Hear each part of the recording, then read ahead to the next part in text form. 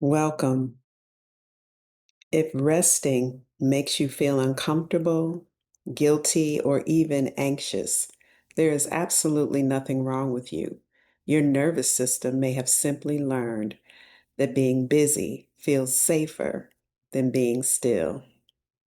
Today, I want to explain why rest feels so uncomfortable and how you can gently teach your body that it's finally safe to slow down. Your body really isn't resisting rest. It's resisting unfamiliarity, right? It's resisting what it's not familiar with. If you've spent decades surviving, producing, rest may feel unsafe. We confuse rest with doing nothing. Rest isn't about laziness. Rest is really about recovery. Think about it. Our phones recharge, our cars need maintenance and gas, right? When the gas tank goes low, we don't say, oh my gosh, what am I going to do? Why is my gas so low? No, we go and put gas in our tank. Our bodies deserve that same care. Rest isn't the opposite of productivity, it's what makes sustainable productivity possible. I'm going to say that again. Rest isn't the opposite of productivity. It's what makes sustainable productivity possible. Rest isn't a reward for finishing everything, it's a requirement for living well. Our nervous systems can become addicted to survival. When stress becomes our norm, calm feels a little strange to us. Here are some ways the nervous system responds to a perceived threat. And I say perceived because threat used to mean a lion was chasing us, right? But now a threat can be an email or a text, right? It can be really bad traffic. So, one of the first ways that the nervous system responds to that threat is to fight it, right? We have to quickly think, does confronting the danger feel best, right? And our mind makes a quick decision, right? So when confronting danger, we might use anger, we might use aggression or rush, right? It's a rush of energy that happens. I often think about the Academy Awards when Will Smith um, punched Chris Rock, right? I think that that was a trauma response, y'all.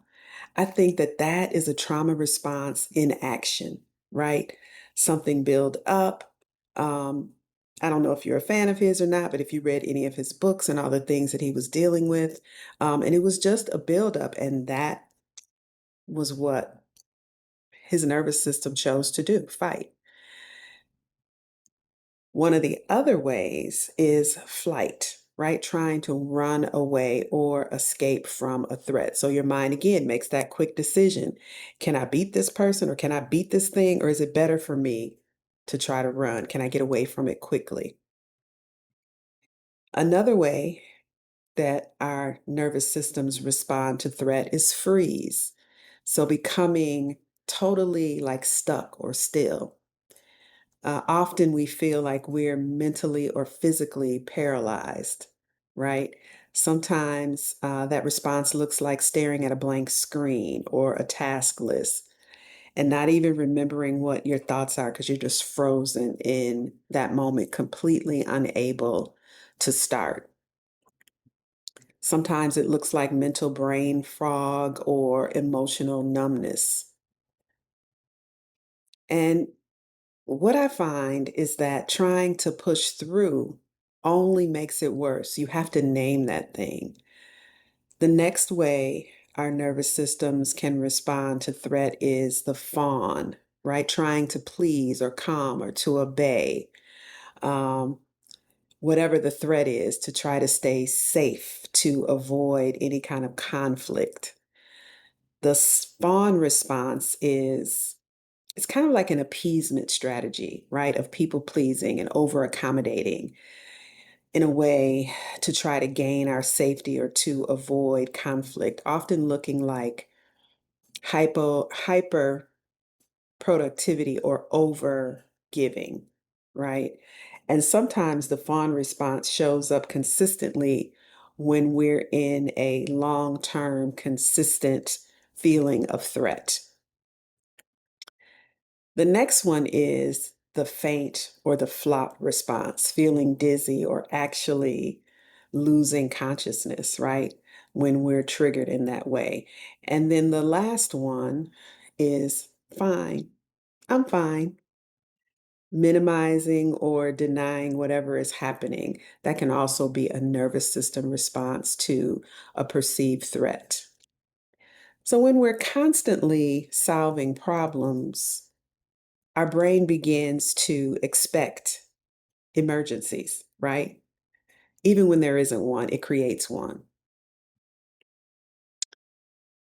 I think Black women have been conditioned to carry more. I think society expects that of us. And that's something that has been taught, right? So it gets reinforced by family, by church, by organizations that we belong to, because we got to do more. We got to do more, right? So many of us have learned to be strong and to not complain about it because we've learned that our tears don't carry the weight that our counterparts do, right? Black girl crying is totally different from white girl tears, right? We just keep going. We work twice as hard.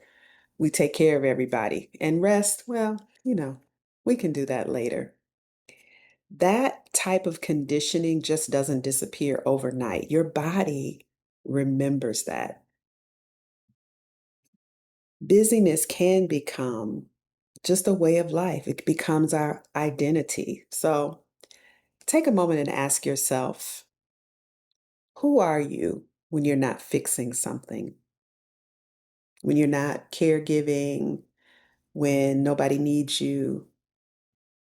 Many women don't fear rest. I think they fear meeting themselves because it's been so long. Guilt shows up the minute we stop, right? You sit down, then immediately it's the I should, I forgot, oh, wait, I need to. And that's conditioning. That's not the truth, right? Know that your body keeps score, that stress lives in our muscles, in our jaw, our shoulders, our neck, our stomach, hips. I often, for every yoga class, teach some sort of or guide some sort of hip opener. We carry a lot of stress in our hips, and there may not be research to this, y'all, but I believe that that's why Black women's hips are big because we hold so much stress in our hips. We can also hold it in our chest, right? We don't just think stress, we carry that stress. And this is huge. Rest has to feel safe before it feels peaceful.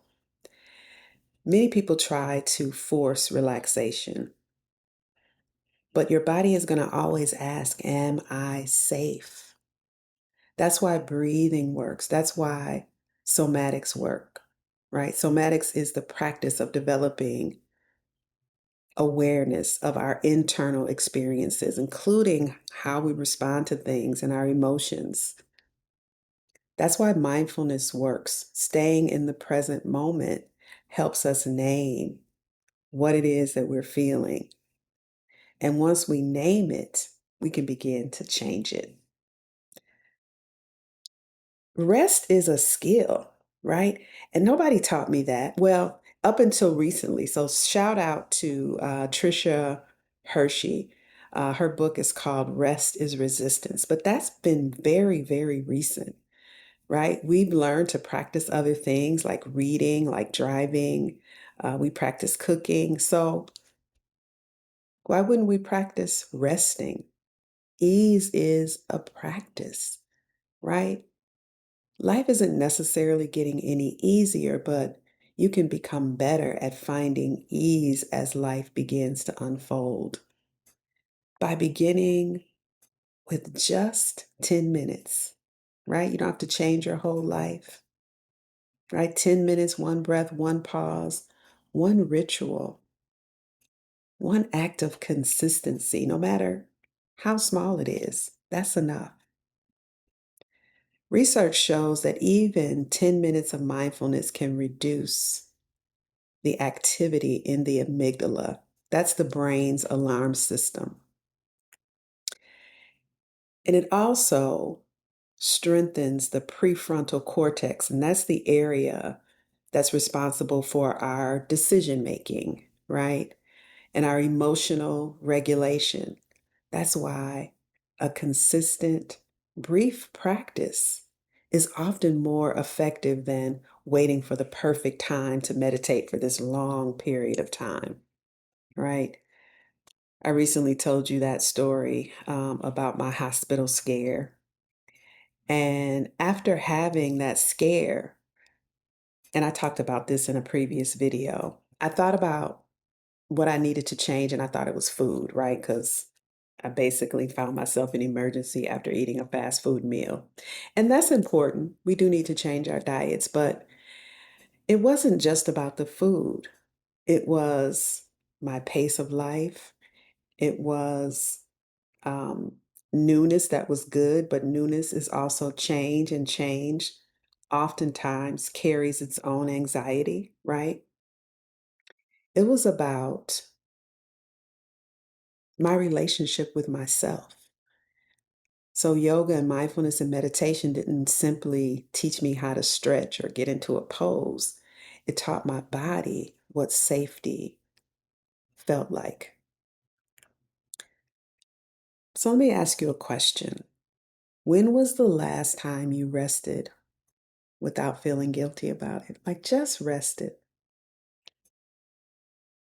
Maybe ask what are you running from? Who taught you that exhaustion equals success? And I think a lot of things honestly teach us that. I think a capitalistic society teaches us that, right? We got to perform. That's where our value lies. That's our worthiness, but that's not true. What would happen if you believed that rest was actually productive?